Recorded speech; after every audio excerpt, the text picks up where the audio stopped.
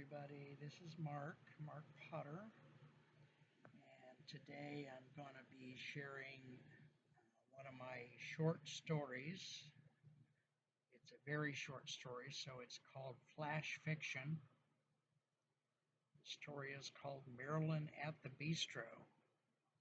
And one of the things you want to know about the story in advance is it's both a story about an alligator that goes to the big city, and also it tells you what's going on in the mind of the writer of the story. And it goes back and forth between those two things.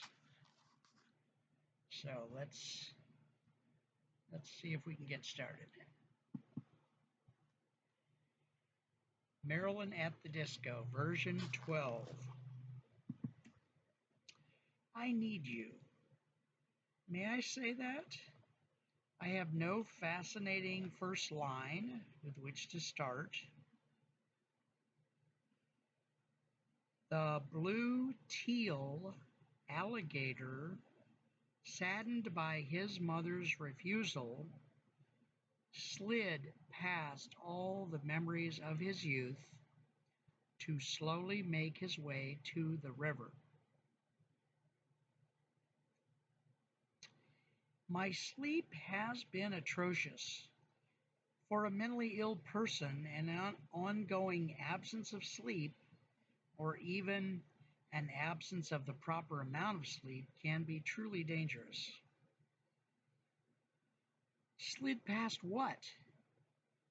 The community of marsh grass where he once kissed Mary Lou, the very same Mary Lou who later changed her name to Sunrise and then floated off to the big city only to become a lady of the evening. Sunrise, the woman, not the event, did summon the power, the wherewithal, to pull out of her trauma, her humble beginnings, and, as they say, made something of herself. My stomach hurts to the point of queasiness, hurts enough to be disturbing my mental processes, and so it begins, the breakdown of the human psyche. Don't be afraid for me. I'm attempting to write a short story about the young woman, alligator, named Sunrise, and her travails in the big city. Usually, writing helps my mental state, and with the dull gray paint on the walls as my witness, I am writing, not falling yet into desuetude. Just now I am writing, attempting to write anyway, away from yet another breakdown. Sunrise, who now began to call herself Marilyn, both as an homage to her birth name Mary Lou, and yet to give herself some sophisticated big city identity, found, both to her horror and delight, that sleeping with men had its privileges if a girl knew how to play her cards right. But now that I am temporarily focused more on this alligator story than my own downfall from sanity, how can I be writing about an alligator? I mean, really? An alligator? Who goes to the big city? And how dare I present not only a trope of country girl goes to the big city, let alone, is my story sexist in any way? I worry about being sexist these days. Often. More than often. The turn came the night when Marilyn was having a fancy dinner with her trick, Ambrose. A ridiculous yet powerful man, a calm yet highly nervous man who, even to this day, was unable to glue together a personal relationship of any kind to save his soul. But a master at business, Ambrose spun off businesses the way the Greek goddess Androgyne spun off rainbows. He could even pretend to deeply care about his business associates.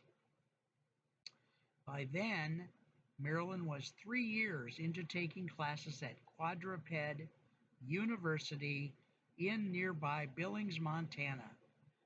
Yes, she was the only alligator in her class, which made her even more keen to crawl to the top of the social ladder.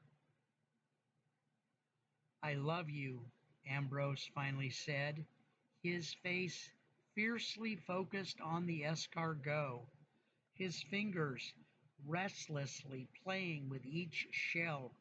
"I want you to myself. Whatever it takes. I don't care what it takes. I only care about you."